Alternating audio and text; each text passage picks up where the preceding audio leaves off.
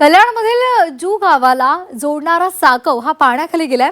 जू गावचा संपर्क पूर्णपणे तुटलेला आहे। पुलावरील वाहतूक सुद्धा पूर्णपणे बंद झाली आहे। ग्रामपंचायतीचे कर्मचारी आणि प्रशासन सध्या घटनास्थळी पोहोचले।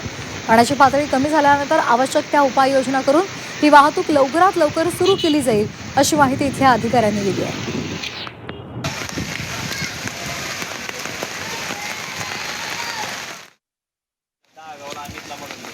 पण या ठिकाणी खडवली आणि जू या दोन गावांना जोडणारा जो पूल आहे त्या पुलाच्या ठिकाणी या ठिकाणी उपस्थित आहोत। आपण पाहू शकता की या ठिकाणी या पुलाला धोकादायक पातळीच्या वर पाणी गेलेलं आहे। पुलावरून पाणी वाहत आहे। प्रशासनाच्या वतीनं मी सर्व ग्रामस्थ नागरिकांना या ठिकाणी आवाहन करतो की हा पूल आपण सध्या बंद केलेला आहे।